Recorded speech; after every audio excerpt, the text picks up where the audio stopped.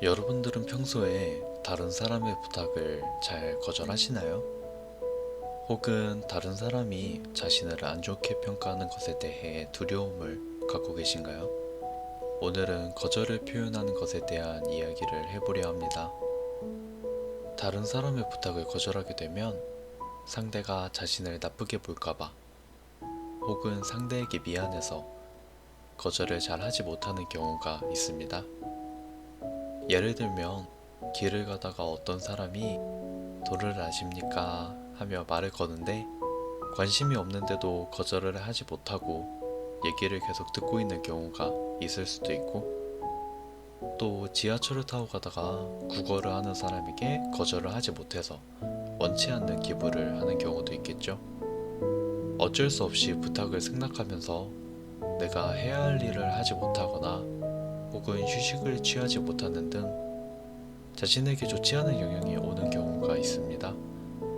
이는 인생을 살아오면서 거절한 경험이 부족한 것이나 거절을 해서 안 좋았던 경험 등 개인적 특성의 영향을 받아 거절을 잘 하지 못할 수도 있습니다. 이럴 경우 어떻게 부탁을 잘 거절할 수 있는지 다뤄볼까요? 우선 여러분들은 부탁을 뭐라고 생각하시나요?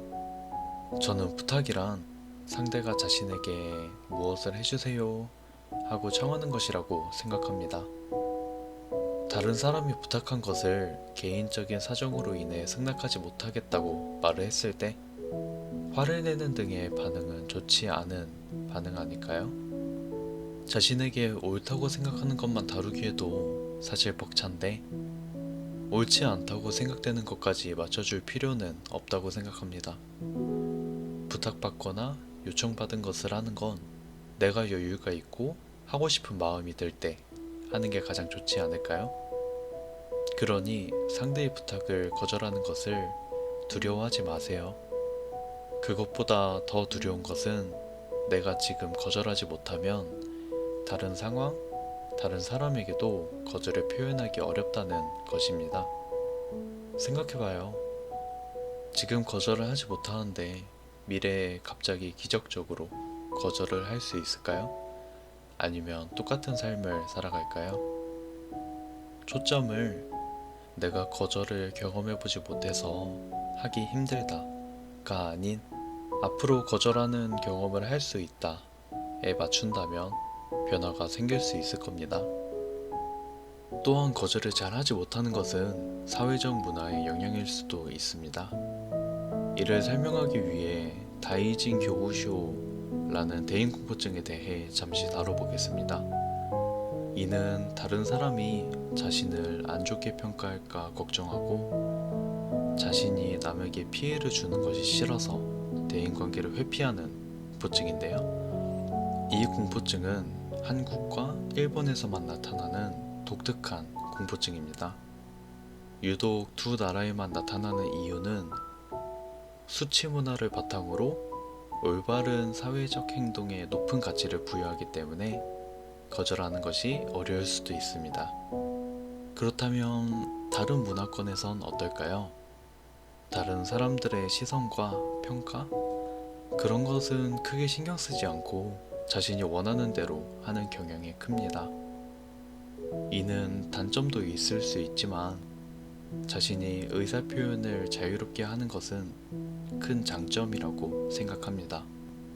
그러니 의사표현을 자유롭게 하는 것이 잘못된 게 아니라는 점 알아두셨으면 좋겠어요. 모든 사람에게 내가 잘 보일 수는 없어요. 그건 내가 노력한다고 해서 되는 것이 아닌 이뤄질 수 없는 것이죠.